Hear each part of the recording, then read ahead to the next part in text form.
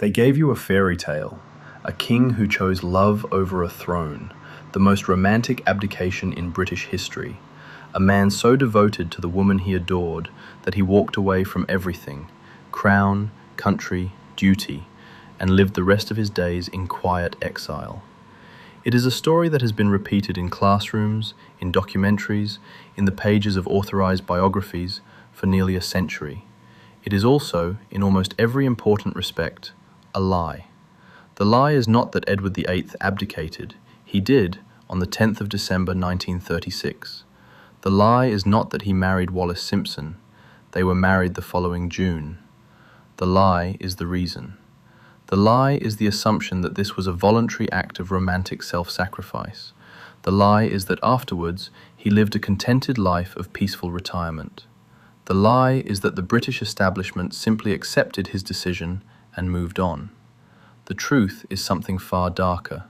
The truth is that Edward VIII was removed, systematically, deliberately, and irreversibly, by the institution he had threatened.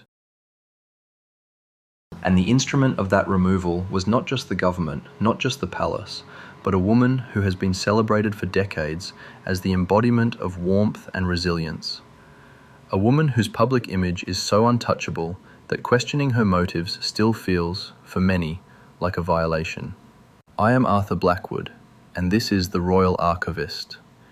If you have ever watched a royal wedding, a balcony wave, a state funeral, and felt the weight of something unspoken behind the pageantry, you are in the right place. Because what I am about to show you is the version of history that the palace never wanted you to see. Let us begin with the man who is supposed to be the tragic hero of this story.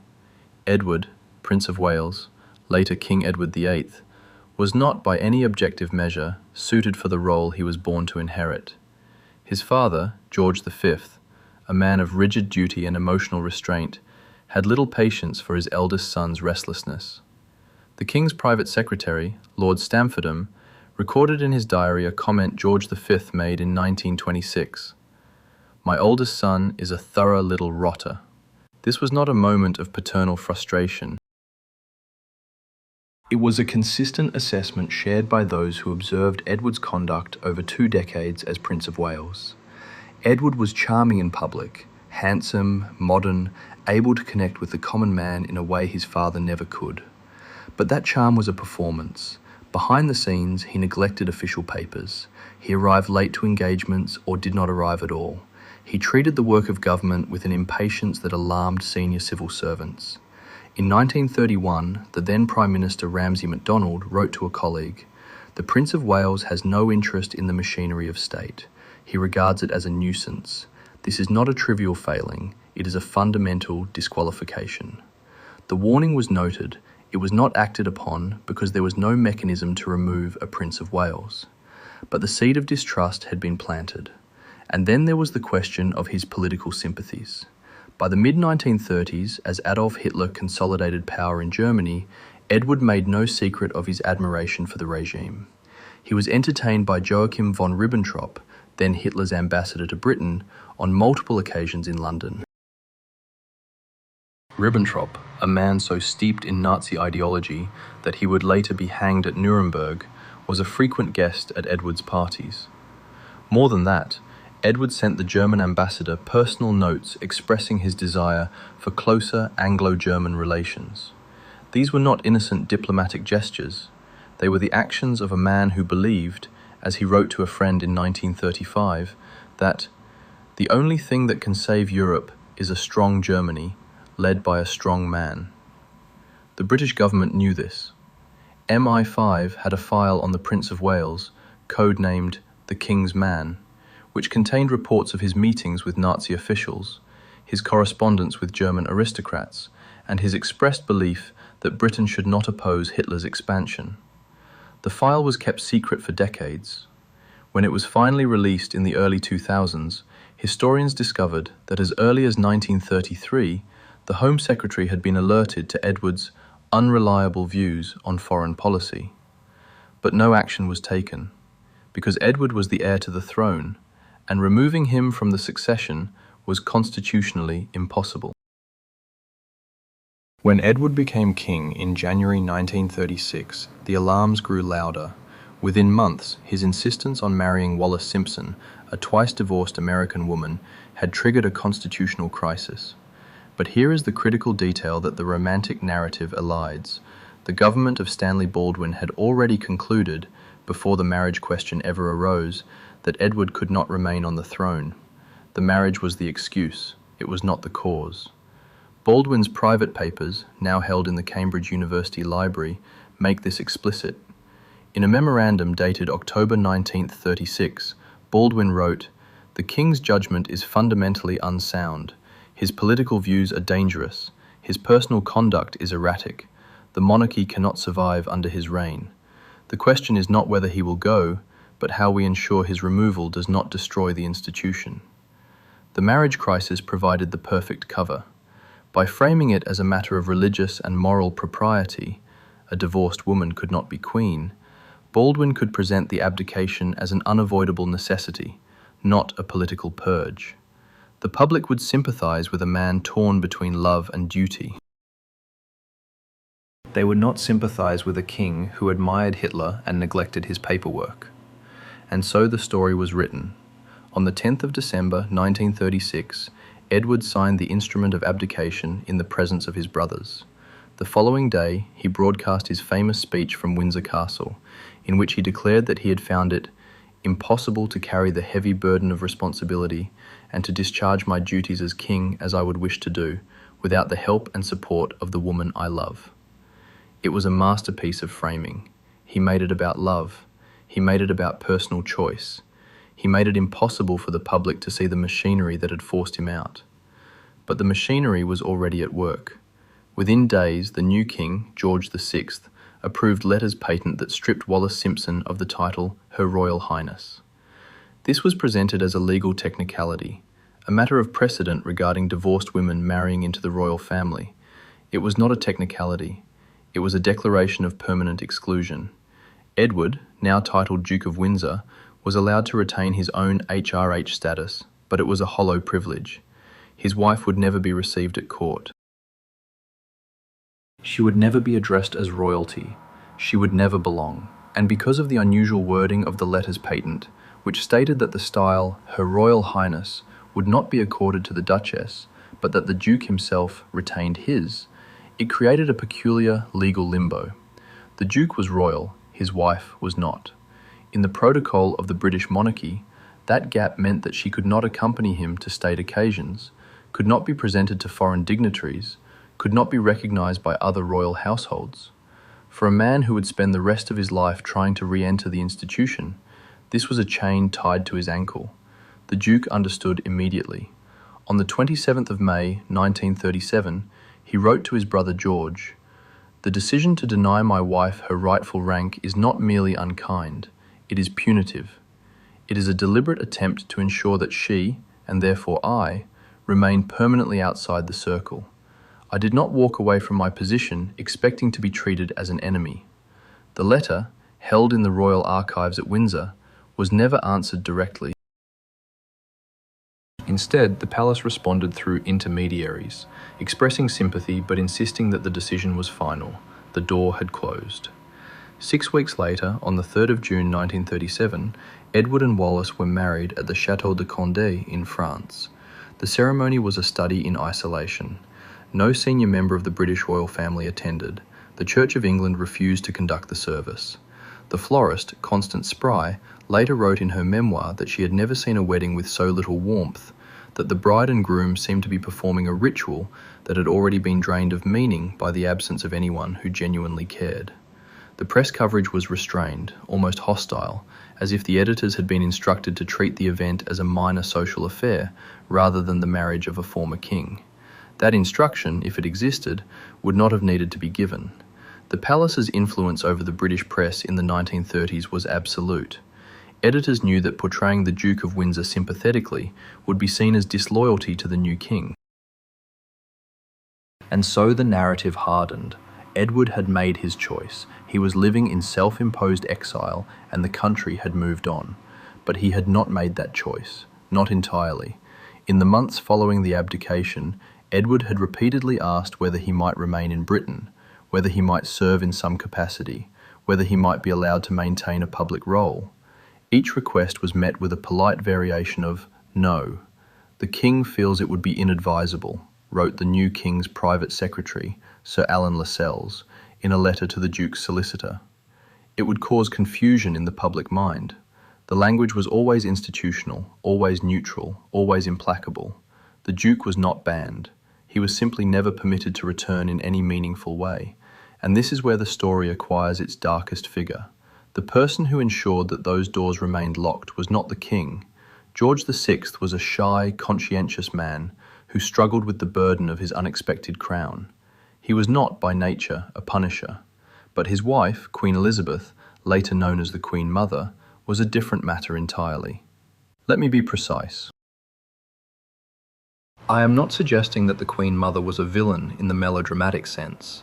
She was a woman of immense charm, intelligence, and determination. Her public service during the Second World War was real and admirable. She contributed enormously to the monarchy's survival. But she was also a woman who had watched her husband's life upended by his brother's recklessness.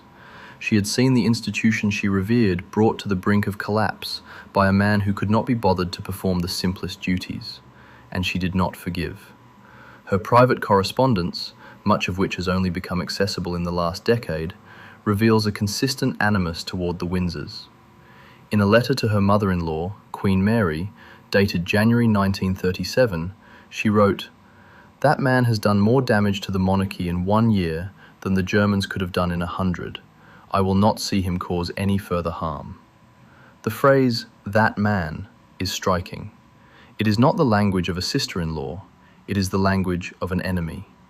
Throughout the late 1930s and the war years, the Queen Mother's influence over royal appointments and policy grew. She was not formally part of the government, but her opinion was sought on matters ranging from foreign trips to the allocation of royal grace and favour houses, and on every question that touched the Duke of Windsor, her response was consistent: keep him at arm's length. When the Duke sought a meaningful role in the war effort, he offered to serve as a liaison officer in France, or as a governor in a more significant territory. The Queen Mother's objections were conveyed to the King, who in turn communicated them to Winston Churchill. The result was the Bahamas. The appointment of the Duke of Windsor as Governor of the Bahamas in August 1940 was, by any measure, an exile. The Bahamas in 1940 was a sleepy, impoverished colonial backwater with no strategic importance. The governor's role was largely ceremonial. It was a posting designed to keep the Duke occupied, visible, but irrelevant. The official reason given was that a former king could not be seen to be serving in a theatre of war where he might be captured or used as propaganda. That was plausible. It was not the real reason. The real reason was that both the British government and the palace wanted the Duke as far from London as possible, where his presence could not complicate the war effort or raise uncomfortable questions about his loyalty. The Duke himself understood this. He wrote to a friend, "They have sent me to a place where I can do no good, and more importantly, where I can do no harm. I am being managed. I am being hidden." And hidden he was for the duration of the war. He performed his duties competently. He even helped to improve local economic conditions, but he was never considered for anything more significant. When the war ended, he hoped to be given a position in Europe, or even back in Britain. He was not. He retired to Paris, where he lived for the remaining 27 years of his life in a state of quiet, permanent marginalization. The question that hovers over this entire story is not whether the Duke was wronged. He was, in many ways, the architect of his own misfortune by neglecting his duties and harbouring dangerous sympathies. The question is whether the punishment was proportional, and whether it was driven by institutional necessity or personal vendetta. The evidence suggests both. The monarchy needed to ensure that no future monarch would ever feel empowered to abandon their duties on a personal whim. The Duke had to be made an example, but the length and thoroughness of his exclusion, the refusal to let him attend the coronation of his niece Elizabeth in 1953, except as a private guest, the 20-year ban on his wife from setting foot in Britain during her lifetime, the careful editing of photographs to remove him from royal portraits, these details speak to something beyond cold institutional calculation. They speak to anger. And that anger had a face. It was the face of the Queen Mother, who lived to be 101, who died beloved, who never publicly expressed a word of regret about the treatment of the Duke of Windsor. Her authorized biographers either downplayed her role or described her as a protective wife acting in her husband's interest. But the private diary of Sir Michael Adine, the Queen's private secretary from 1953 to 1972, tells a different story. Adine recorded that in 1965, when the Duke of Windsor was briefly in London for a medical checkup, the Queen Mother refused to receive him at Clarence House. She told her daughter, Queen Elizabeth II, that she would not pretend cordiality where none exists. The Queen, according to Adine, did not press the matter, so the isolation continued. The Duke of Windsor died on the 28th of May 1972 at his home in the Bois de Boulogne. His funeral was attended by the royal family, but it was a brief, tight-lipped affair. The Queen laid a wreath. The Duke of Edinburgh stood in silence. The Queen Mother did not attend. Official word was that she was unwell. Many believed that she had simply chosen not to come. 4 years later, when the Duchess of Windsor died, her body was flown to Britain and buried at the Frogmore Royal Burial Ground near Windsor Castle. The gesture was described by the palace as an act of reconciliation. It may have been, or it may have been the final closing of a long account, the institution finally and safely absorbing its most dangerous member after death, when she could no longer cause any trouble. And the love story continued to be told.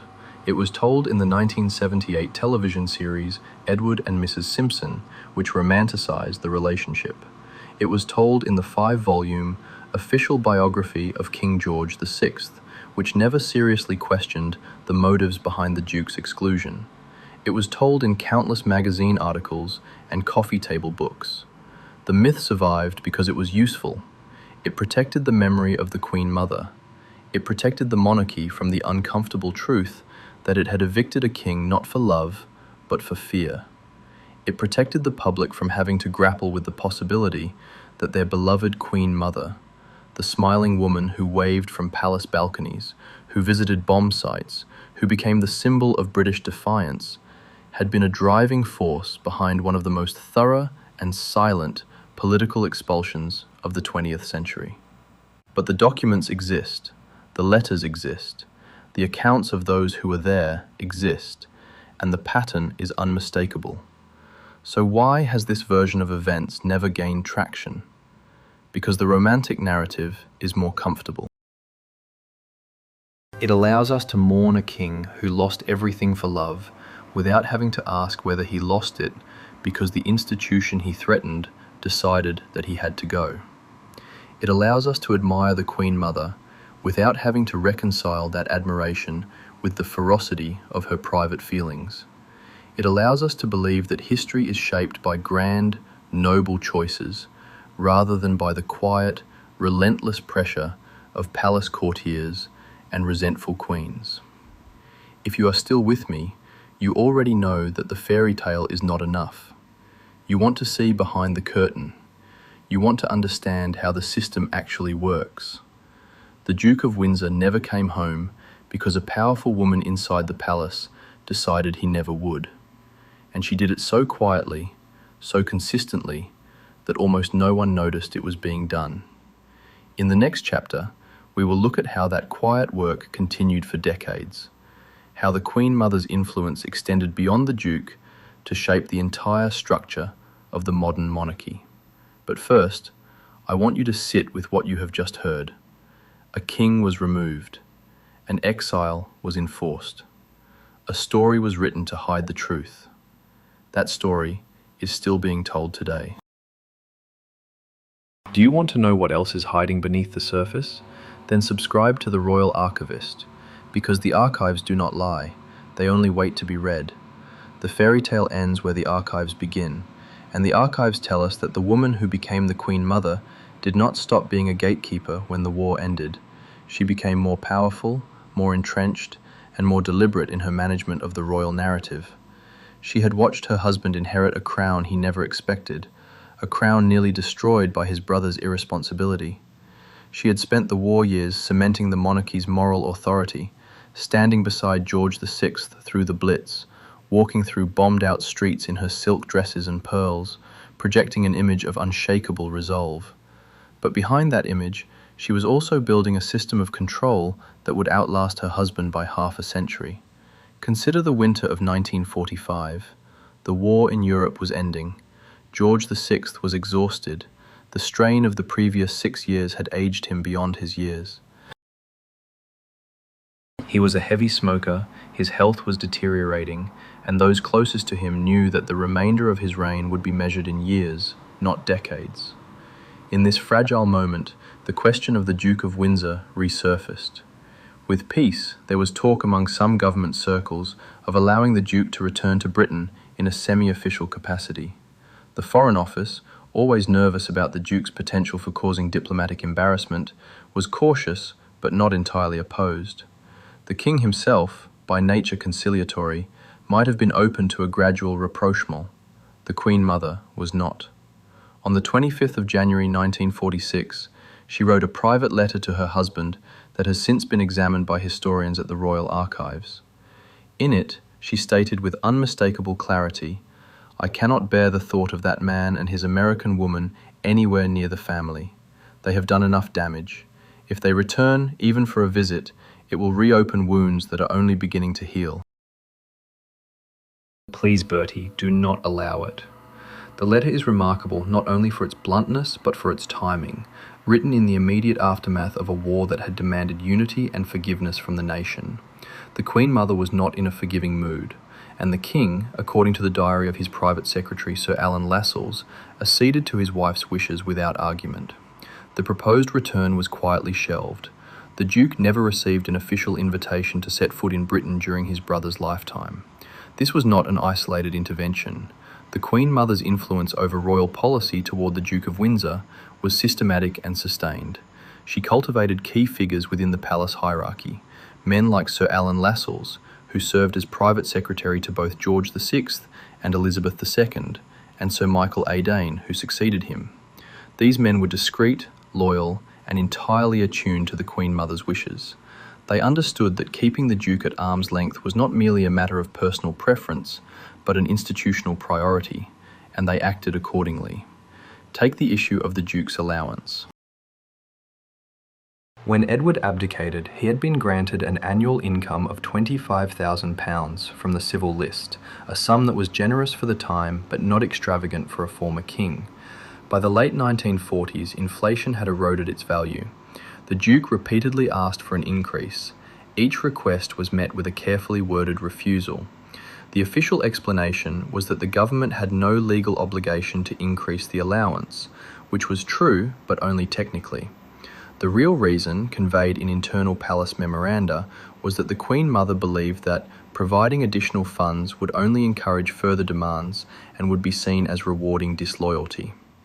The Duke's financial situation became increasingly strained. He was forced to sell personal effects, including pieces of jewellery that had been given to him as Prince of Wales. He wrote bitter letters to his lawyers describing his treatment as penny-pinching persecution. But the financial pressure was only one strand of a much larger web. The Queen Mother also controlled the Duke's access to the royal family's social and ceremonial life. In 1951, when George VI's health had visibly collapsed and the Duke of Windsor expressed a wish to visit his brother, the Queen Mother instructed the King's doctors to state that any emotional strain would be detrimental to His Majesty's recovery. The visit was cancelled. The Duke did not see his brother again before George VI died in February 1952. The funeral, which the Duke attended as a private mourner, was as brief and formal as the palace could manage. The Queen Mother, now the Queen Dowager, did not speak to him beyond the minimum required by protocol. She stood apart, veiled, a figure of bereavement and authority, and she made it clear, without a single public word, that the wound had not healed. The coronation of Elizabeth II in June 1953 presented the next test. The Duke of Windsor was invited as a private guest, seated in a location far from the royal family. He was not given any ceremonial role. He He was not allowed to wear his robes of state. He was not permitted to walk in the procession. The palace explained that this was consistent with his status as a former monarch who had abdicated. But the decision to seat him in an obscure corner of the abbey, behind a pillar, was widely interpreted as a deliberate humiliation. The Queen Mother had been consulted on every detail of the seating plan. According to the memoirs of the Earl Marshal, the Duke of Norfolk, who was responsible for organising the coronation, Her Majesty the Queen Mother expressed strong views about the Duke of Windsor's placement. She wanted him present but not prominent. The result was precisely that. Why did she maintain such relentless hostility? The authorised biographies offer only glimpses. Most portray her as a devoted wife protecting her husband's legacy. But the private correspondence of her close friend, Lady Cynthia Colville, who served as a lady-in-waiting for decades, paints a more complex picture. In a letter to her sister dated January 1954, Lady Colville wrote, "The Queen Mother does not hate the Duke, she despises him. There is a difference. Hatred implies a measure of respect for the power of the adversary. She does not respect him. She regards him as a man who failed in the simplest duty of his birth, and who then had the audacity to expect to be treated as though he had done nothing wrong. She will never, I think, relent." That assessment proved accurate. The Queen Mother lived for another 48 years. In all that time, she never once visited the Duke in Paris. She never once invited the Duchess of Windsor to any royal event. She never once, in public or in private, expressed any regret for the treatment of the former king. When the Duke died in 1972, she instructed her staff to send a wreath of white lilies, nothing more. The note attached was signed simply Elizabeth, not your loving sister, not any term of familial endearment, just Elizabeth, a signature that was both formal and dismissive. The message was clear: you were family once, but now you are a historical footnote. And yet, for all her influence, the Queen Mother was not acting alone. She was part of a larger network of palace insiders who shared her worldview, men and women who had been scarred by the abdication crisis and who dedicated the rest of their careers to ensuring that such a threat could never recur. Among them was Sir John Jock Colville, who served as private secretary to both Churchill and the Queen. Colville's diaries, published posthumously in the 1980s, reveal a deep distrust of the Duke of Windsor. In an entry dated December 1946, Colville wrote, "The Duke is still a danger. His views have not moderated. He remains in contact with dubious individuals on the continent. The palace must remain vigilant." Colville was not alone. Sir Alexander Harding, the King's private secretary during the abdication crisis, left instructions that his papers regarding the Duke should not be opened until the year 2000, a full 70 years after the events they described. When those papers were finally unsealed, they contained evidence that Harding had been involved in planning the Duke's exclusion months before the abdication was even announced. The system that kept the Duke of Windsor in exile was, in other words, not the work of a single person. It was the collective effort of an institution that had learned a painful lesson and was determined never to repeat it. The Queen Mother was the emotional centre of that effort, the one who gave it moral justification and personal drive. But she was surrounded by men who were equally committed to the same goal. Together, they created a wall that the Duke could never breach.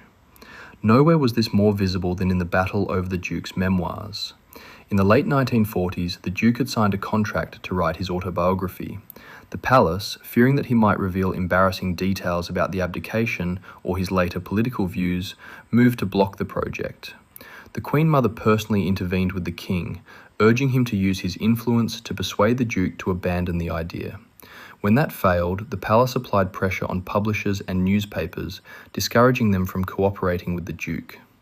The result was that his memoir, A King's Story, was not published until 1951, and only after significant deletions had been made. The original manuscript, now held at the Harry Ransom Center in Texas, contains passages that never saw print, passages in which the Duke explicitly blamed the Queen Mother for his exile, describing her as the architect of my permanent banishment. Those words were cut. The published version presented a softer, more conciliatory tone. one that did not damage the Queen Mother's reputation. The control of information extended beyond memoirs. The Queen Mother took a keen interest in how history was written. She cultivated biographers, granting interviews and access to those she trusted, while freezing out those she did not. Sir John Wheeler Bennet, the official biographer of George VI, was given unfettered access to the royal archives and produced a multi-volume work that was deferential to the Queen Mother and critical of the Duke of Windsor. When a younger historian, Francis Donaldson, published a more balanced account in the 1970s, the Queen Mother's circle responded with silence. No interviews, no cooperation, no comment. Donaldson's book was well received critically, but never achieved the cultural dominance of the official narrative. The Queen Mother understood that the most effective censorship is not the suppression of dissenting voices, but the denial of oxygen to them. She did not attack her critics, she ignored them. This strategy of quiet control continued into the final decades of her life. In the 1980s, when the television series Edward and Mrs. Simpson aired, the palace refused to cooperate with the production. The series, while sympathetic to the central romance, was nonetheless critical of the establishment's role in the abdication. The Queen Mother, now in her 80s, watched the first episode and reportedly said to her lady-in-waiting, "They think they understand. They understand nothing." No official statement was issued. No letter of complaint was written, but the palace's disapproval was known to every broadcaster in Britain. The series was never repeated on the BBC. As the Queen Mother entered her 90s, the public image of her became fixed, a smiling, tweed-clad grandmother, a symbol of continuity, a woman who had outlived nearly everyone who might have challenged her version of events. And she had outlived them. The Duke of Windsor died in 1972. The Duchess died in 1986. George VI was long gone. Winston Churchill was gone. The courtiers who had known the truth were gone. The Queen Mother remained, a living monument to the monarchy's survival, and with her remained the narrative she had helped to create. But the archives do not forget, and in the years since her death in 2002, more documents have emerged. Letters once thought lost have been catalogued. Diaries of courtiers have been deposited in university libraries. The picture that emerges is not one of a wicked stepmother gleefully punishing a wayward brother-in-law. It is something more human, and in some ways more disturbing. A woman of immense strength and love for her family, who allowed that love to curdle into a permanent grudge, and who used the immense power of her position to ensure that grudge shaped history. Consider one final piece of evidence. In 1998, 4 years before her death, the Queen Mother received a letter from a historian who was writing a book about the Windsors. The historian asked whether she had any thoughts about the Duke's character, any reflections that she might wish to share. The Queen Mother dictated a brief reply through her private secretary. Her Majesty has no comment to make on the matter. She considers the subject closed. The letter was polite, final, and entirely without curiosity. After 62 years, she still would not speak of him. That silence is perhaps the most damning evidence of all. If the romantic narrative were true, if Edward had walked away freely, if the Queen Mother had been merely a bystander, if there were no score to settle, why would she refuse to utter a single word about him in her final years? Why would the subject remain closed? Because it was not closed, it was locked, and she held the key. The story of the Duke of Windsor is not just a story of one man's exile. It is a story about how the British monarchy protects itself. It is a story about the quiet, relentless, often unseen work of the people who surround the throne, people who are never the subject of biographies, never photographed on balconies, never given credit or blame.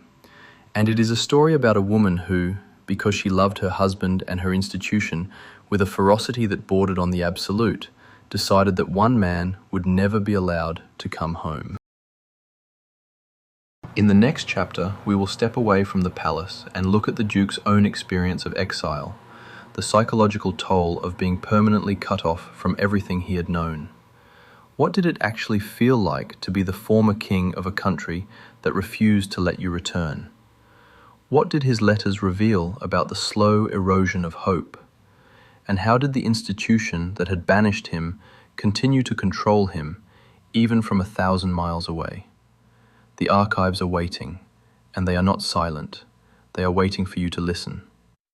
Subscribe to the Royal Archivist, because the story of the House of Windsor is not the story you have been told. It is the story they have chosen not to tell, and we are only just beginning to uncover it. The fairy tale tells you that Edward VIII walked away from the throne and lived happily ever after in a sun-drenched villa with the woman he loved. The reality is something else entirely. It is a story of slow suffocation, of a man who spent 35 years trying to find a way back into a door that had been locked from the inside, and who gradually, year by year, felt himself being erased from the world he had once ruled. Let us step into that villa. The Duke and Duchess of Windsor's home at 4 Route du Champ d'Entraînement in the Bois de Boulogne on the western edge of Paris was a handsome pink stucco house set in a quiet, wooded park. It had been lent to them by the French government in the early 1950s, a gesture of hospitality that the palace viewed with suspicion. The house was spacious, 24 rooms, a garden, a staff of 10, but it was not a palace, it was a gilded cage. The furniture was elegant, chosen by Wallis with her characteristic taste for French antiques and modern comfort. But the atmosphere, according to visitors, was not one of contentment, it was one of waiting. The Duke's daily routine was a study in emptiness. He would rise late, often after 10, having slept poorly. He suffered from insomnia, a condition that plagued him for decades. His doctor, a French cardiologist named Dr. Paul Lejeune, noted in his private records that the Duke frequently complained of a sense of purposelessness that prevents rest. Mornings were spent reading newspapers, British, French, American, scanning them for any mention of his name, any sign that the world had not entirely forgotten him. He would often remark to his valet that the coverage was diminishing. He was right. After lunch, the Duke would occasionally pay a visit to the Jockey Club in Paris, a bastion of aristocratic masculinity, where he could play cards and smoke cigars with men who still called him Your Royal Highness. But these visits became less frequent as the years passed. The Duke was uncomfortable in social settings, where he was neither quite a member of the royal family, nor quite an ordinary gentleman. He existed in a social limbo, and the weight of that limbo grew heavier with each decade. Wallis Simpson, the woman for whom he had supposedly sacrificed everything, was not the adoring helpmeet of romantic legend. Their marriage, by all accounts, was complicated. She was sharp-tongued, demanding, and increasingly frustrated by the narrowness of their existence. She had given up her life in America, her social circle, her independence, to become the wife of a man who no longer had any power to offer her. In private, she could be cruel, mocking his vanity, his naivety, his constant obsession with his lost throne. "You are not a king," she told him on at least one occasion, according to the memoir of their friend, the American socialite Daisy Fellows. "You are a man who used to be a king. There is a difference. Learn to live with it." The Duke absorbed these blows with a passivity that surprised those who remembered his earlier arrogance. He had become, in the words of his biographer Philip Ziegler, a man who had been beaten by history and who knew it. The letters the Duke wrote during his years of exile are the most direct window into his inner state.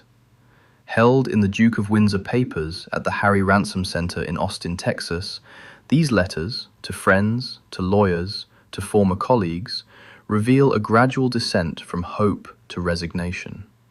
In 1947, he wrote to a former equerry, "I believe that time will heal. The family will see that I have not abandoned my duty entirely. I am still here. I am still a son of England. They cannot keep me out forever."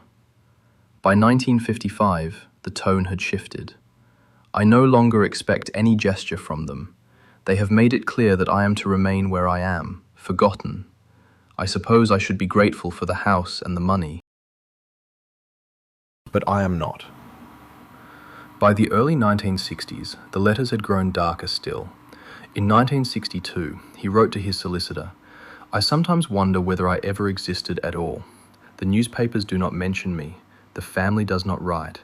The government does not consult me. I am a ghost who walks around a house in Paris, waiting for an end that seems to come very slowly." The word ghost appears repeatedly in his correspondence from this period. It is a striking choice for a man who had once been the most photographed figure in the British Empire. The institution that had banished him continued to control him through the most mundane avenues. His passport, a British passport, was issued on a temporary basis, renewed every few years. In the late 1950s, when the Duke applied for a permanent passport, the Home Office quietly refused, citing technical irregularities.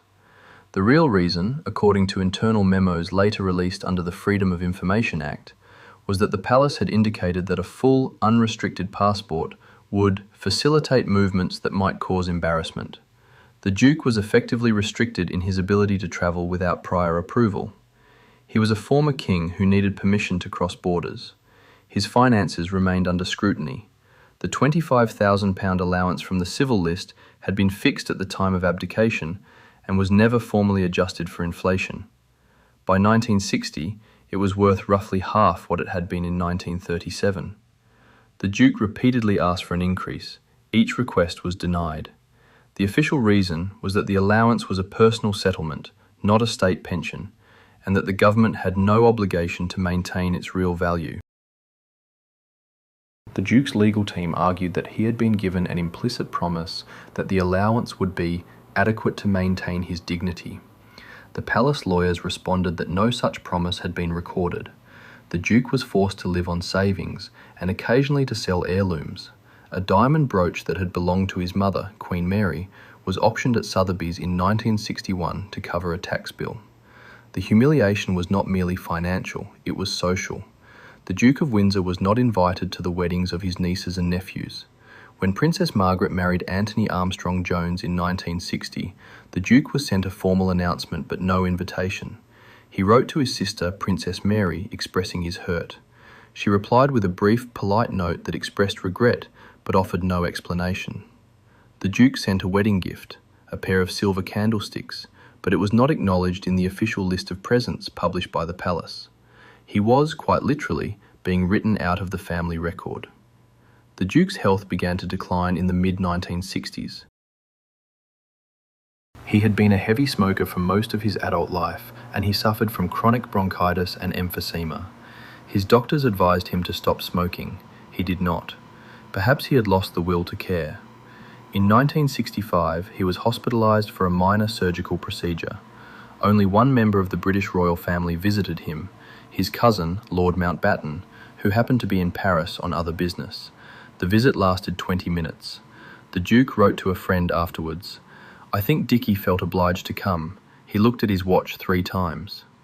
The question of a return to Britain, a permanent return, or even a prolonged visit, remained the central, unresolved ache of the Duke's existence. In 1967, he made a formal request to attend the dedication of a memorial to his mother, Queen Mary, in London. The palace deliberated for weeks. Eventually, he was permitted to attend, but only as a private individual. No official car was provided. No ceremonial role was offered. He arrived at Westminster Abbey in a taxi, wearing a dark suit, and sat in the back of the congregation, unrecognised by most of the other mourners. After the service, he was not invited to any of the receptions. He returned to Paris the same evening. The British newspapers reported his presence in a single sentence, buried in the middle of the coverage. That trip was the closest he ever came to a homecoming. It was not a homecoming. It was a test to see whether the public would react, whether any voice of sympathy would be raised in his favour. None was. The silence was the answer the palace had been waiting for. By 1970, the Duke's physical condition had deteriorated further. He had suffered a minor stroke, leaving him with a slight weakness on his left side. His doctors recommended that he avoid travel and stress. His life in Paris had become almost completely sedentary. He spent hours staring out of the window of his study, watching the gardeners work, listening to the birds. Wallis, herself aging and increasingly frail, spent much of her time in her own rooms. They occupied the same house but lived in separate spheres. The marriage that had been the cause of his sacrifice had become a routine of mutual resignation. The Duke's last known letter to any member of the royal family was written in February 1972, 3 months before his death. It was addressed to his niece, Queen Elizabeth II. He wrote, "I do not expect any answer to this letter, but I wished you to know that I have never ceased to think of the country I was born to serve. I hope that in your reign you will find the peace and purpose that eluded mine. If there is any part of me that may be remembered with kindness, I should be grateful." The Queen's private secretary acknowledged receipt. No personal response from the Queen herself was ever sent. On the 28th of May 1972, Edward, Duke of Windsor, died in his sleep at the house in the Bois de Boulogne. The cause of death was given as a heart attack. He was 77 years old. His body lay in a chapel in Paris for several days, visited by a small number of friends and diplomats. Then it was flown to Britain for burial. The funeral was held at St. George's Chapel in Windsor Castle on the 5th of June. The royal family attended in full. The Queen looked solemn. The Duke of Edinburgh stood at attention. The Queen Mother did not come, citing ill health. The service was brief, the hymns were traditional, the eulogy was generic. The Duke was buried not in the royal vault beneath St. George's Chapel, where kings are laid, but in the Frogmore Royal Burial Ground, a quieter, less prominent cemetery in the Windsor Great Park. A simple black marble slab marks the grave, with the inscription, "Edward, Duke of Windsor, 1894 to 1972. No mention of his reign, no mention of his title as king. He had been erased from the official record of monarchs even in death. The Duchess of Windsor survived him by 4 years. She lived in the same house, now emptier, visited occasionally by old friends, but increasingly isolated. She died on the 24th of April, 1986. Her body was flown to Britain and buried beside her husband at Frogmore. The funeral was even more subdued than the Duke's. The Queen attended, but the Queen Mother did not. The Duchess's gravestone bears the inscription, "Wallis, Duchess of Windsor, 1896 to 1986. The title, Her Royal Highness, which had been denied to her in life, and which she had fought for to the end, was not included. The palace had won the final argument. The question that lingers is not whether the Duke of Windsor suffered. He did, and the evidence is overwhelming. The question is why the institution felt compelled to maintain that suffering for so long. It is not enough to say that the Queen Mother was angry or that the courtiers were cautious. The exclusion of the Duke of Windsor was a policy that spanned 4 decades, 2 monarchs, 7 prime ministers, and a world war. Every time the possibility of reconciliation arose, the institution chose against it. That is not a series of coincidences. That is a structural decision. The answer lies in the nature of monarchy itself. A monarchy is not a democracy. It does not tolerate dissent, deviation, or rival claims to legitimacy. The Duke of Windsor, by abdicating and then maintaining a separate household, a separate identity, and a potential claim on public sympathy, was an existential threat. As long as he existed as a living alternative to the reigning monarch, he was a seed of instability. The complete denial of his status, his dignity, and his hope of return was not merely personal, it was institutional immune response. The monarchy was protecting itself from a disease that had once nearly killed it, and the woman who embodied that immune response more than any other figure was the one who had the most to lose.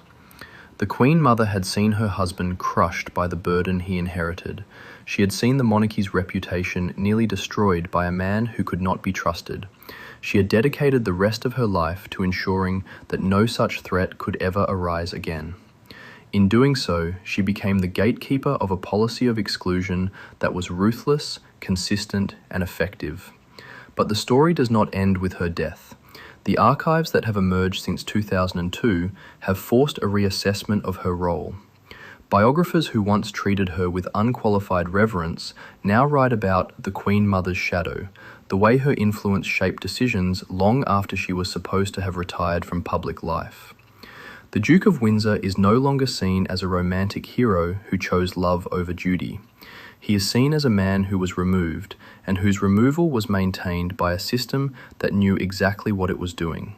And yet the myth persists.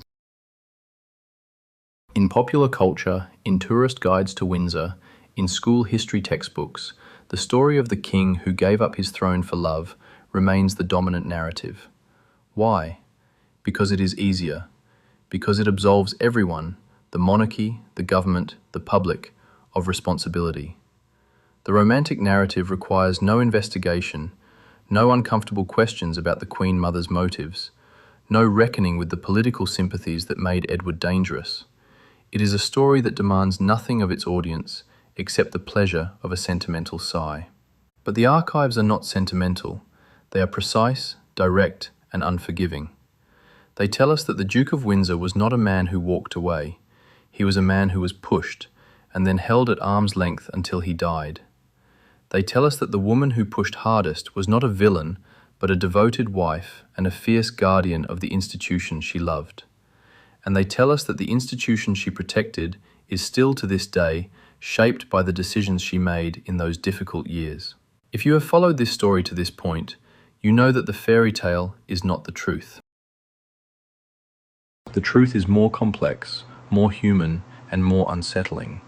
The question is, will you accept it, or will you, like generations before you, choose the story that comforts rather than the one that reveals? In the next chapter, we will turn to a new figure, a man who stood at the centre of the British establishment, who witnessed the Queen Mother's influence firsthand, and who left behind a record that challenges everything we thought we knew about the modern monarchy. His name was Sir Alan Lascelles, and his diaries, unsealed only in the last decade, contain secrets that the palace has never acknowledged. The archives are still opening. The truth is still emerging. Subscribe to the Royal Archivist, because the story of the British monarchy is not a fairy tale. It is a detective story, and we are only halfway through the evidence. The fairy tale teaches us that history is made by kings and queens, by bold decisions and dramatic confrontations. The truth is that history is more often made by the quiet men in the background, the private secretaries, the courtiers, the men who draft the letters, who manage the schedules, who ensure that the right person is in the right room at the right moment, and that the wrong person never enters at all. Sir Alan Lascelles was one of those men, and his diaries, unsealed only in the past decade, reveal the inner workings of a palace machine that was far more deliberate, far more calculating, and far more ruthless than the public ever imagined. Lascelles served as private secretary to three monarchs, George V, George VI, and Elizabeth II. He was present at the abdication in 1936. He was present during the war. He was present when the Duke of Windsor's requests for return were considered and denied. And he wrote down everything. His diaries, now held at the Churchill Archive Centre in Cambridge, run to thousands of pages. They are not the polished memoirs of a man seeking to shape his legacy. They are immediate, often blunt, occasionally bitter. They are the closest thing we have to a real-time record of how the palace thought about the Duke of Windsor across 3 decades. Lascelles' view of the Duke was formed early and never softened. In a diary entry from December 1936, written just days after the abdication, Lascelles described Edward VIII as a man of no discernment, no stability, and no sense of duty. His departure is a relief, not a tragedy. The word relief is telling. It suggests that the mood inside the palace at the moment of abdication was not sorrow, but a quiet, barely concealed satisfaction that the threat had passed. Lascelles was not alone in this feeling. He was the voice of a generation of courtiers who had watched Edward's conduct for years and had concluded that he was unfit. Their relief was the foundation upon which the policy of exclusion was built. But Lascelles' diaries go further than simply recording opinions. They reveal the specific mechanisms by which the Duke was kept at bay. Consider the matter of the Duke's proposed visit to Britain in 1945, which we touched on earlier. Lascelles recorded a meeting with the King and Queen Mother at Buckingham Palace on the 28th of February 1945. The subject was the Duke's request to return for a brief stay. The Queen Mother, according to Lascelles, expressed herself with a clarity that left no room for ambiguity. She stated that she would not receive the Duchess under any circumstances, and that she considered any visit by the Duke to be a provocation. Lascelles noted that the king seemed troubled but offered no resistance. The decision was made then and there. Lascelles drafted a letter to the Duke's solicitor, informing him that a visit at that time would be inadvisable due to the continuing pressure of war-related engagements. The language was diplomatic. The effect was absolute. Lascelles' diaries also shed light on the financial dimension of the Duke's containment. In 1948, the Duke's allowance was due for review. The Treasury had indicated that it would be willing to increase the sum modestly, given inflation. Lascelles recorded a conversation with Sir Henry Ponsonby, a senior palace official, in which Ponsonby stated that the Queen Mother has made her views known to the Chancellor directly. She believes that any increase would be seen as a reward for behaviour that damaged the monarchy. She is not prepared to see a penny more go to the Duke. The Treasury backed down. The allowance remained unchanged. It was not a question of money, it was a question of message. But Lascelles' most revealing entries concern the psychological state of the Duke himself. In 1952, shortly after George VI's death, Lascelles travelled to Paris to meet the Duke and discuss funeral arrangements. He recorded the meeting in his diary with a clinical detachment that is almost chilling. The Duke seemed older than his years. He was anxious, eager to please, almost pathetic in his desire to be included. He asked repeatedly whether he would be permitted to walk in the procession. I told him that such decisions were not mine to make. He accepted this with a resignation that I found both pitiful and reassuring. Pitiful because a former king should not have to beg for a place at his brother's funeral, and reassuring because it confirmed that he no longer possessed the will to challenge the institution. Lascelles' choice of words, reassuring, reveals the cold logic of the palace. The Duke's broken spirit was not a cause for sympathy.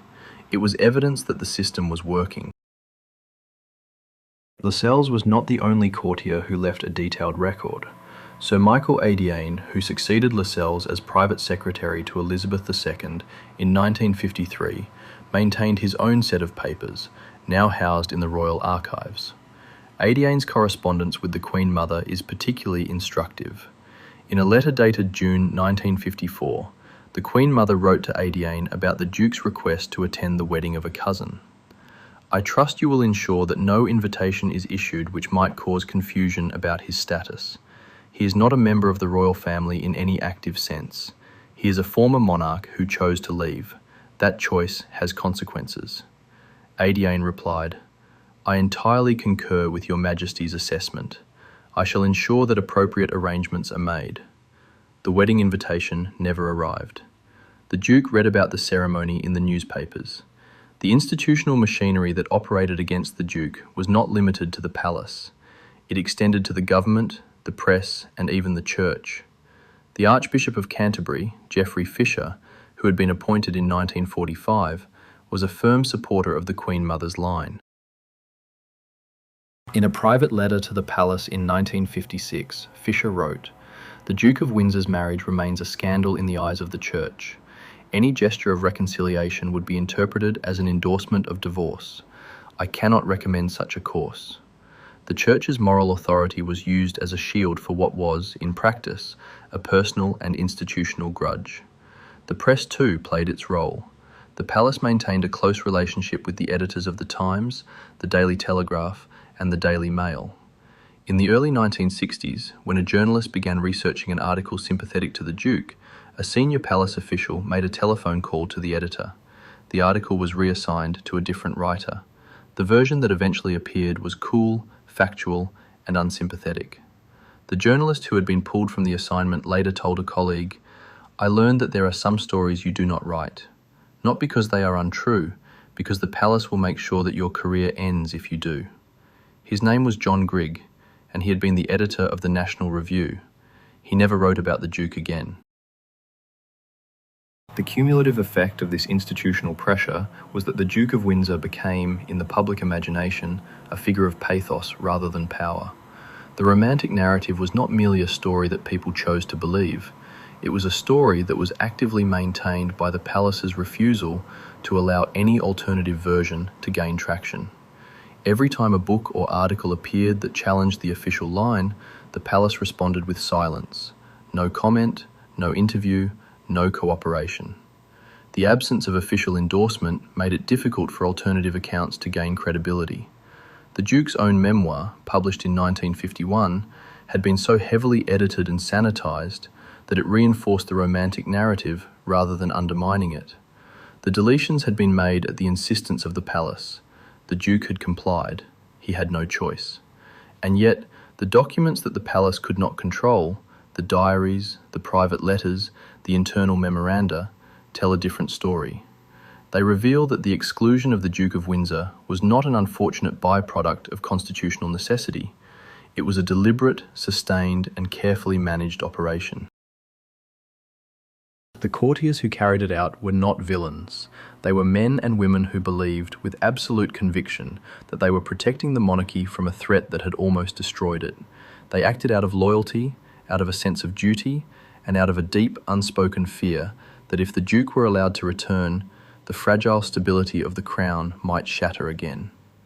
The question that haunts this story is whether they were right. Could the Duke of Windsor have returned to Britain in some limited capacity without damaging the monarchy? We will never know, because the experiment was never tried. The palace chose the path of maximum caution. The Duke died in exile. The monarchy survived. The courtiers who had kept him out were vindicated by history, or so it seemed. But the cost of that vindication is worth examining.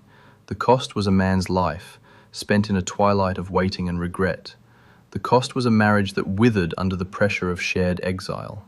The cost was a permanent hole in the historical record, a story that could not be told until the people who had suppressed it were dead. And the cost, perhaps most significantly, was the example that the monarchy set for itself, that dissenting members of the family would not merely be sidelined but erased.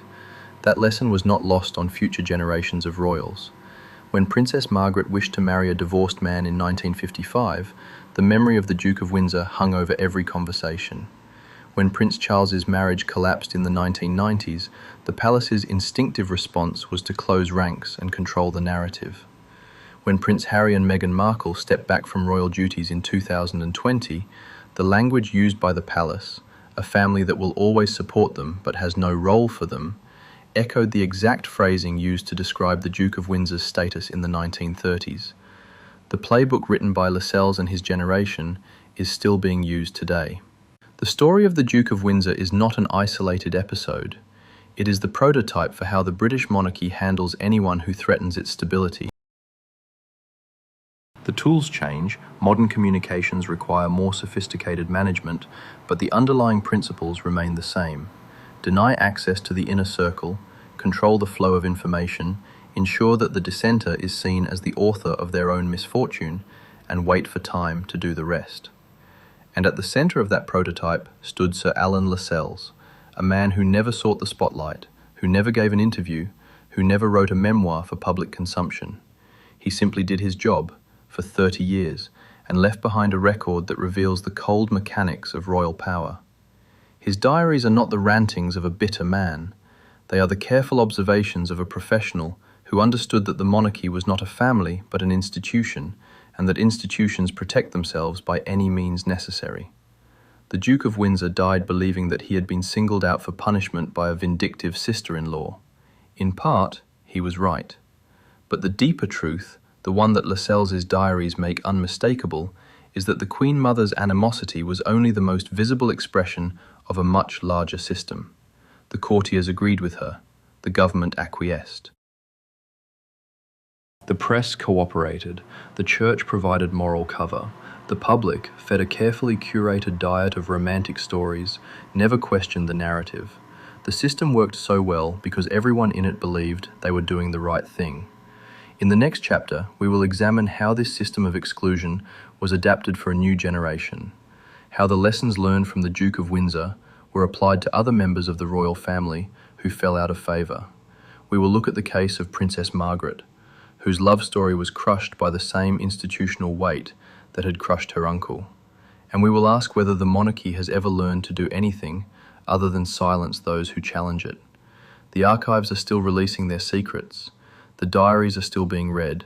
Subscribe to the Royal Archivist, because the history of the British monarchy is not a single story.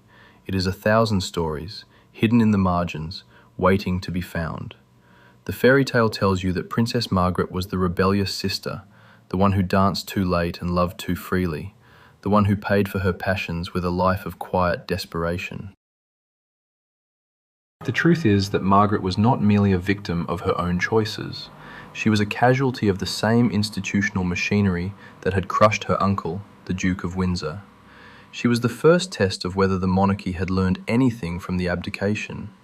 The answer, as her story makes devastatingly clear, was that it had learned only one lesson: how to say no. Let us begin with the woman herself. Princess Margaret Rose was born on the 21st of August, 1930, the younger daughter of the Duke and Duchess of York. She was 6 years old when her father became King George VI. She grew up in the shadow of the abdication, a shadow that her mother, the Queen Mother, never allowed the family to forget. Margaret was told repeatedly that her uncle had betrayed the family, that his selfishness had nearly destroyed the monarchy, and that duty must always come before personal desire. These were not gentle lessons, they were warnings. Margaret was brilliant, witty, artistic, and fiercely independent. She was also, according to those who knew her, deeply insecure beneath the surface. She craved love and attention, but she had been raised in a household where emotional expression was carefully controlled. Her mother was warm in public, but distant in private. Her father was devoted, but preoccupied. The result was a princess who learned to perform happiness, while carrying a reservoir of melancholy that would only deepen with time. In 1951, at the age of 21, Margaret met Group Captain Peter Townsend. He was a decorated Battle of Britain hero, handsome, composed, a decade older than her. He was also a member of the King's household, serving as an equerry at Buckingham Palace. Townsend was married, with 2 children, but his marriage was already failing. By the spring of 1952, he and Margaret had fallen in love. The relationship was discovered by the palace at the end of that year. The timing was disastrous. King George VI had died in February 1952. The new queen, Elizabeth II, was barely settled on the throne. The monarchy was still recovering from the war, still finding its footing in a rapidly changing world. The last thing the institution needed was another royal scandal involving a divorced person. Margaret's love for Townsend triggered an immediate and coordinated response. The Queen Mother was at the centre of that response. She had lost her husband less than a year earlier, and she was fiercely protective of her daughter's reputation and of the monarchy's. According to the diary of Sir Alan Lascelles, the Queen Mother met with her daughter in March 1953 and told her, in terms that left no room for argument, that a marriage to Townsend was impossible. "Your duty is to your sister and to the crown," she said. "You cannot place your personal feelings above the institution that your father gave his life to preserve." The words echoed exactly the language that had been used against the Duke of Windsor 2 decades earlier. Margaret was torn. She loved Townsend. She also loved her family. She had been raised to believe that duty was sacred, and she had been warned her entire life about the consequences of selfishness. She agreed to postpone any decision until after the coronation in June 1953. The coronation itself was a turning point. During the ceremony, Margaret was seen brushing a piece of lint from Townsend's uniform. The gesture was captured by photographers and published around the world. It was a small, affectionate moment, but it revealed the truth that the palace had been trying to suppress. The press erupted. The palace was forced to confirm that Townsend had asked for a divorce. The Church of England, still rigid in its opposition to the remarriage of divorced persons, refused to sanction the union. The government, led by Prime Minister Winston Churchill, advised the Queen that a marriage between Margaret and Townsend would be constitutionally unacceptable. The palace's strategy was the same one that had been used against the Duke of Windsor: do nothing directly, but ensure that no door remains open long enough for anyone to walk through. The Queen did not forbid the marriage, she simply refused to give her formal consent, which was required under the Royal Marriages Act of 1772. Without that consent, Margaret could not marry before the age of 25. After that, she could marry without consent, but only if both Houses of Parliament approved. It was, in effect, a veto dressed in procedural clothing. Margaret waited. Townsend's divorce was finalised in December 1953. For the next 2 years, she lived in a state of suspended hope. She saw Townsend when she could, but the palace prevented them from spending any significant time together. He was posted to Brussels, then to Singapore, each posting carefully chosen to maximise distance. Margaret wrote him long letters, which she kept in a locked drawer. Her mother, according to the memoirs of Margaret's lady-in-waiting, Lady Elizabeth Cavendish, made it clear that she considered the relationship a betrayal of everything the family stands for. In October 1955, the pressure became unbearable. Margaret issued a public statement, drafted with the help of the Palace Press Office, announcing that she had decided not to marry Group Captain Townsend. The statement read, "I have decided to put my duty to the Queen and my country before my personal feelings." It was a direct echo of the Duke of Windsor's abdication speech, except that in this case, the decision had been forced upon her. The statement was met with sympathy from the public, who admired her sacrifice. The palace breathed a collective sigh of relief. The monarchy had passed its first test since the abdication, but the cost was immense. Margaret never fully recovered from the loss of Townsend. She threw herself into a whirlwind of social engagements, late nights, chain smoking, and alcohol. She cultivated a circle of glamorous, bohemian friends, actors, writers, photographers, who were tolerated by the palace but never fully embraced. Margaret was the first royal to appear in a public relations role that blurred the line between royalty and celebrity. She was photographed in nightclubs, on yachts, in the company of men who were not her husband. The press loved her. The palace worried about her. In 1959, Margaret announced her engagement to Anthony Armstrong Jones, a society photographer. He was handsome, charming, and entirely unsuitable by traditional royal standards.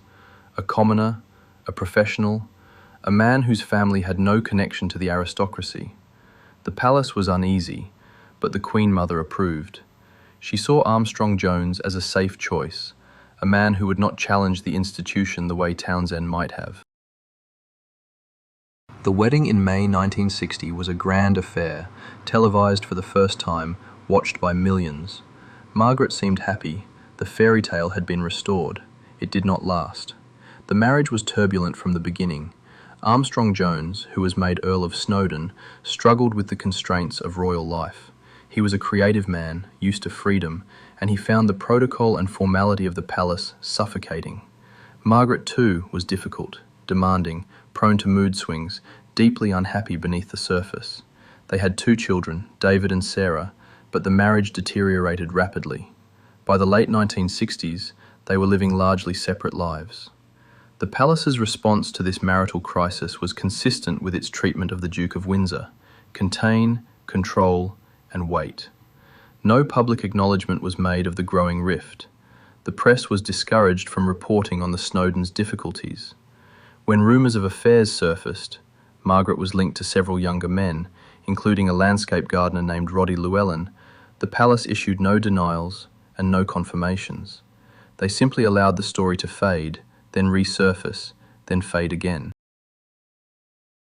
The strategy was to outlast the scandal. In 1978, Margaret and Snowdon divorced. She was the first British royal to divorce since Henry VIII, a fact that the palace did not emphasise. The divorce was presented as a mutual decision, amicable and dignified. In private, Margaret was devastated. She told a friend, "I have failed at everything. I failed with Peter, I failed with Tony, I have failed as a mother, I have failed as a princess. There is nothing left." Margaret spent the remaining 24 years of her life in a slow decline. She smoked heavily, up to 60 cigarettes a day, and drank to excess. She suffered from depression, though she refused to seek treatment. She became increasingly isolated, spending long periods at her home on the Caribbean island of Mustique, far from the palace and its expectations. She was photographed less and less. The press, which had once celebrated her as the glamour princess, now treated her with a mixture of pity and scorn. She died on the 9th of February 2002 at the age of 71, following a stroke. Her mother, the Queen Mother, who was then 101, was reportedly too frail to attend the funeral. The service was held at St. George's Chapel in Windsor, the same chapel where her uncle had been buried 3 decades earlier. Margaret's body was cremated, a break with royal tradition, and her ashes were placed in the royal vault. The parallels between Margaret and her uncle are striking. Both were denied the marriages they wanted by an institution that placed its own stability above their happiness. Both were told that duty must come before love. Both lived lives of quiet desperation, their public glamour masking private grief. And both were ultimately absorbed back into the institution that had broken them, their descent smoothed over by time and controlled by the same machinery that had kept them in check. But there is a difference. The Duke of Windsor was banished from the institution altogether. Margaret was kept inside it, but she was never truly free. She was a prisoner with a palace, a prisoner with a title, a prisoner who could appear in public and smile and wave, but who knew that every door that mattered had been locked against her. The Queen Mother, her own mother, had been the gatekeeper for both of them. She had learnt the lesson of 1936 well. The monarchy must never again be threatened by a royal who puts personal desire above institutional need. And she applied that lesson to her own daughter with the same ruthlessness she had applied to her brother-in-law. The question that remains is whether the Queen Mother ever regretted it.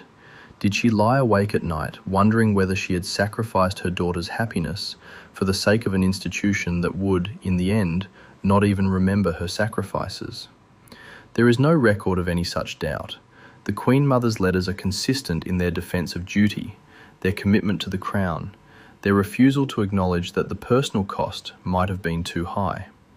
But the evidence of Margaret's suffering is abundant. Her letters to Townshend, published after her death, are filled with longing and despair. In one, dated November 1955, she wrote, "I feel as though I am being slowly dismembered. They are taking away every part of me that is real, and leaving only the shell. I do not know if I will survive this." She did survive. She lived for nearly 50 more years, but she never fully recovered what had been taken from her. In the next chapter, we will turn to the most dramatic test of the palace's control system in the modern era, the marriage of Prince Charles and Lady Diana Spencer. We will examine how the same institutional habits that crushed the Duke of Windsor and Princess Margaret were applied to a young woman who was not even born when those earlier dramas unfolded. And we will ask whether the monarchy has ever truly learned the cost of its own protection. The archives are not done with us yet. Subscribe to the Royal Archivist, because the story of the House of Windsor is not a single tragedy. It is a cycle of tragedies, repeating across generations, hidden beneath the gilded surface of a fairy tale that refuses to end. The fairy tale tells you that the wedding of Prince Charles and Lady Diana Spencer on the 29th of July 1981 was the most romantic event of the 20th century. A 20-year-old kindergarten teacher, pure and untouched, marrying the future King of England in a cathedral ceremony watched by 750 million people around the world. The dress with the 25-foot train, the glass carriage, the kiss on the balcony. It was the story that the palace had been waiting for since the abdication. A story of renewal, of youth, of hope, of a monarchy that could still inspire love. And it was, from the very beginning, a lie. Let us step back to the moment before the fairy tale began. Lady Diana Spencer was 19 years old when she was first seriously considered as a bride for the Prince of Wales. She came from an aristocratic family with deep connections to the royal family. Her father had been an equerry to George VI and the Queen Mother.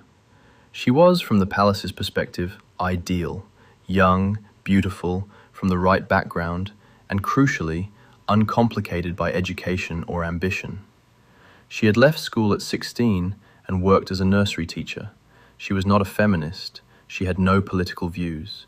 She was, in the words of one palace official quoted in the diary of Sir Michael Adiane, a blank slate upon which the institution can write whatever it wishes. But Diana was not a blank slate. She was a sensitive, emotionally intuitive young woman who had already experienced the pain of her parents' bitter divorce. She had been raised in a household where love was conditional and appearance was everything. She understood, on a deep and unspoken level, the nature of the world she was entering, and she was terrified. Charles, for his part, was 32 years old, deeply uncertain, and still in love with another woman. Camilla Parker Bowles had been his companion for nearly a decade. She was married, but the affair continued. Charles's family had made it clear that Camilla was unsuitable as a bride. She was not from a royal background. She had a history. She was not virginal in the way that the institution demanded. The Prince of Wales was told, in terms that left no room for argument, that he must marry someone else. The pressure came from his father, Prince Philip, who wrote Charles letters urging him to make a decision.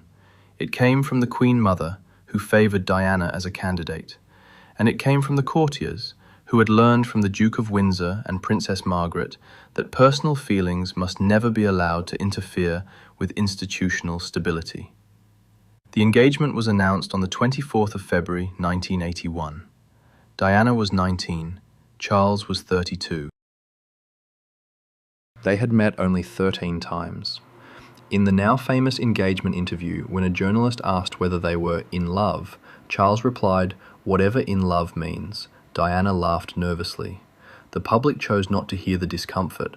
The fairy tale was already being written. The wedding itself was a masterpiece of royal stagecraft. The palace controlled every detail: the guest list, the seating, the order of service, the choice of hymns.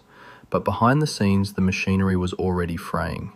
Diana later told her biographer, Andrew Morton, that she felt like a lamb to the slaughter in the weeks before the ceremony. She suffered from bulimia, a condition that would plague her for years. She cried constantly. She tried to talk to Charles about her fears, but he was distant, preoccupied, and already retreating into his relationship with Camilla. The honeymoon was a catastrophe. Charles brought with him a set of books by the philosopher Laurens van der Post, which he read aloud to Diana in the evenings. He also brought a photograph of Camilla, which Diana discovered tucked into his diary. The image of the Prince of Wales reading philosophy to his weeping bride, while the ghost of his former lover hovered between them, is one of the most haunting scenes in modern royal history. Diana confronted him. He admitted the affair but said he could not end it. She was trapped, alone, in a castle in Scotland, married to a man who loved someone else, with no one to turn to. What happened next was not a scandal. It was a slow, public disintegration, managed at every step by the institutional machinery that had been perfected over the previous half-century. The palace's first instinct was to contain the damage. When Diana's bulimia became known to senior courtiers, they did not offer her treatment. They told her to hide it. When she attempted suicide, she threw herself down a staircase at Sandringham in January 1982, pregnant with Prince William. The palace described it as an accident. The Queen Mother was informed. Her response, according to the diary of Diana's private secretary, Patrick Jeffson, was to recommend that Diana pull herself together and remember her duty. The language was the same language that had been used against the Duke of Windsor and Princess Margaret. Diana tried to work within the system. She performed her public duties with extraordinary grace. She visited hospitals, shook hands with AIDS patients, walked through minefields, held the hands of dying children. The public adored her. The palace did not. They saw her popularity as a threat, a rival source of affection that diverted attention from the Queen and the institution. The Queen Mother, now in her 80s, reportedly said to a lady-in-waiting, "She is too popular. It is not healthy. The monarchy is not a personality contest." The tension came to a head in the late 1980s and early 90s. Charles and Diana were living separate lives. The press, which had long cooperated with the palace, began to sense that the fairy tale was collapsing. The palace tried to manage the narrative, leaking stories that painted Diana as unstable and Charles as a devoted father trapped in a difficult marriage. Diana fought back, using her own contacts in the press to tell her side. The result was a war of narratives that the palace could not entirely control. In 1992, Andrew Morton published Diana, Her True Story, based on tapes that Diana had secretly recorded and passed to him through an intermediary. The book revealed the bulimia, the suicide attempts, the Camilla affair, the emotional isolation. The palace was caught off guard. They denied everything, but the damage was done. The public saw, for the first time, the human cost of the institution they had been taught to revere. The Queen Mother, now over 90, watched this unfold with what those close to her described as cold fury. She held Diana personally responsible for the damage to the monarchy's reputation. When the separation was announced in December 1992, the Queen Mother was the most vocal advocate within the family for a hard line. She argued that Diana should be stripped of her HRH title, that she should be excluded from all official events, that she should be treated as a person who had betrayed the trust of the institution. The Queen, more cautious, resisted some of these measures, but the spirit of the exclusion was unmistakable. The divorce was finalized in August 1996. Diana received a settlement of £17 million, lost her title, Her Royal Highness, and was formally separated from the institution she had married into. She was 35 years old. She was free, for the first time in 15 years, to live her own life. But the freedom was short-lived. On the 31st of August 1997, Diana died in a car crash in the Pont de l'Alma tunnel in Paris. She was 36. The palace's response to her death is the most revealing chapter in this story. The Queen and the royal family remained at Balmoral, in private, for several days after the news broke. They did not return to London. They did not make a public statement. The flag over Buckingham Palace remained at full mast. The public who had adored Diana began to turn against the institution they had once loved. The press was merciless. The palace, for the first time in living memory, lost control of the narrative. The Queen Mother, now 97, was reportedly the most resistant to any public display of mourning. She considered Diana's death a private tragedy, not a national one, and she objected to the idea of a state funeral. But the pressure from the public and the government, Tony Blair was now Prime Minister, was overwhelming. The Queen eventually agreed to address the nation. She returned to London. She walked among the flowers. She bowed her head as Diana's coffin passed. The palace had learned that, in the modern age, even the most powerful institution must sometimes bend to public emotion. But the bending was temporary. Once the funeral was over, once the tears had dried, the old machinery reasserted itself. The narrative was carefully reshaped. Diana was remembered as a woman whose personal tragedies had touched the world, but the institution's role in those tragedies was quietly written out of the official story. The Queen Mother remained beloved. Charles was rehabilitated. The monarchy continued, unchanged in its fundamental structure. The question that Diana's story forces us to ask is whether the institution ever learns. The Duke of Windsor was exiled.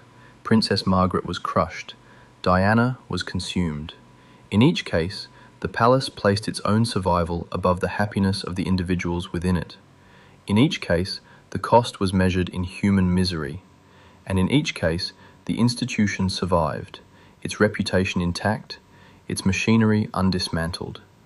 But the archives that have emerged since Diana's death suggest that the cost may have been higher than anyone inside the palace was willing to admit.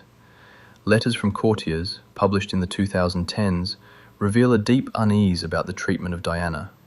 Sir John Riddell, who served as the Queen's press secretary in the early 1990s, wrote in his private notes, "We mishandled her from the beginning.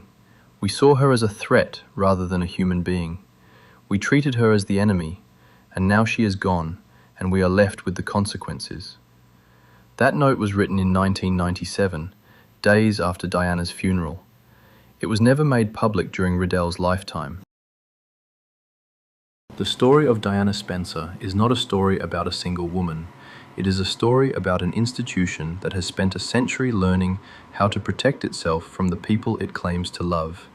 It is a story about the same patterns: the denial of personal happiness, the control of information, the silencing of dissent, the ruthless prioritization of the crown over the individual, that we have traced from 1936 to 1997. In the final chapter, we will ask what remains of this system today. We will look at the reign of King Charles III, the first monarch to have lived through all of these stories, and we will examine whether the lessons of the past have finally been absorbed, or whether the machinery is still running, waiting for its next victim. The archives are nearly complete. Subscribe to the Royal Archivist, because the history of the British monarchy is not a closed book.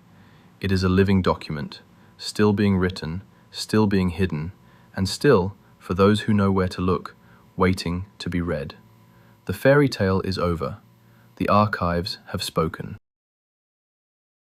And what they reveal is not a story about one man's romantic choice, but a century-long pattern of institutional self-preservation that has crushed everyone who threatened it.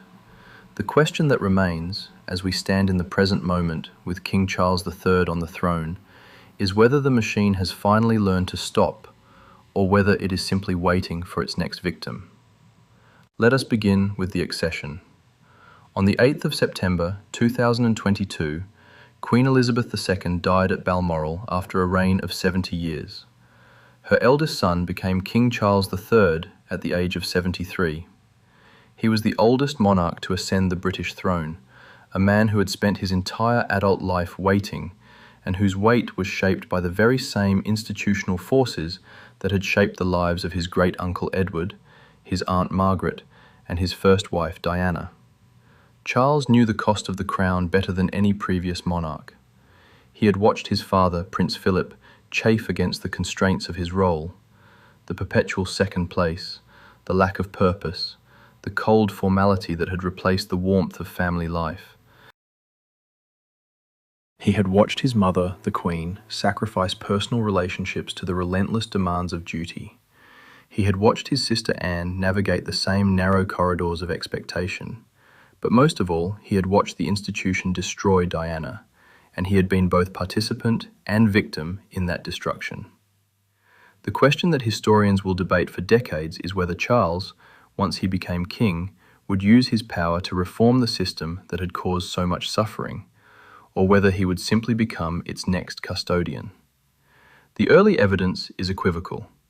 In his first speech to the nation as monarch, he spoke of his darling wife, Camilla, the woman whose presence had overshadowed his marriage to Diana, and he spoke of his beloved mother and father. He did not mention Diana's name. The omission was noted by those who remembered the 1990s. It was not an accident. The institution had already begun the work of reshaping his memory. Consider the coronation. The ceremony on the 6th of May 2023 was a carefully calibrated event designed to project continuity and modernity simultaneously. Camilla was crowned Queen Consort, a title that had once been considered impossible for her. The Queen Mother, who had died 2 decades earlier, would have been horrified. But the Queen Mother's influence had finally faded. She had been dead long enough for her preferences to no longer bind the living, and yet the machinery she had helped build was still operating beneath the surface. The palace managed the guest list with the same precision that had excluded the Duke of Windsor from his brother's coronation 70 years earlier. Prince Harry, the younger son of Charles, attended without his wife Meghan. He was seated in the 3rd row, behind more senior royals. His uniform was not the military dress he had worn as a serving officer. He had been stripped of his honorary military appointments after stepping back from royal duties. He wore a mourning suit, like any private citizen. The message was unmistakable. You are family, but you are no longer inside the institution. The language echoed exactly the wording used to describe the Duke of Windsor's status after the abdication. And Harry, like the Duke of Windsor before him, had committed the same sin. He had chosen personal happiness over institutional duty. He had married an American woman with a complicated background, and he had withdrawn from the system that demanded his total submission. The palace's response was the same as it had been in 1936: containment. Deny access to the inner circle, control the narrative through selective leaks, wait for the public to grow tired of the story, and ensure that any return, if it ever came, would be on the institution's terms alone. The parallels between Meghan Markle and Wallis Simpson are striking enough that they have been remarked upon by every serious royal commentator. Both were American women with careers and strong personalities. Both were subjected to relentless press harassment that the palace did little to mitigate. Both were accused of being the cause of a royal rift, when the real cause was the rigidity of the system they had entered, and both were ultimately excluded from the family, their titles and roles stripped or withheld, their presence no longer welcome. In a private letter written in 2020 and later obtained by the British press, Prince Harry compared his treatment to that of his great-uncle, the Duke of Windsor. He wrote, "The same people who kept Uncle David away are still running the show. They have just learned to be more subtle." It was a damning accusation, and the palace did not respond. They did not need to. The silence was the response. But there is a crucial difference between the Duke of Windsor's era and the present. The Duke's exclusion was enforced in an age when the palace controlled the press, and the public had no alternative sources of information. When Edward was exiled, the newspapers agreed not to publish his letters, not to interview him, not to give him a platform. The BBC, which was still young and deferential, followed the same policy. The Duke's version of events was effectively suppressed for a generation. That is no longer possible.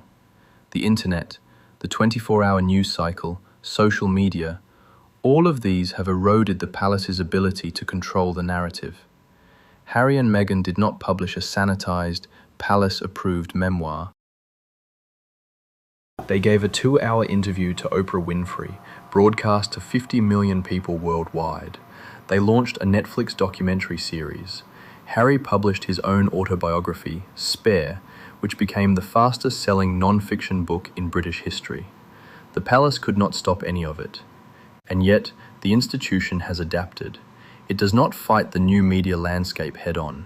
Instead, it has learned to manage it through a combination of calculated silence, selective cooperation with favoured journalists, and a relentless emphasis on the banality of the monarchy's role, the ribbon cuttings, the charity visits, the photo opportunities that remind the public of the institution's presence without revealing its inner workings.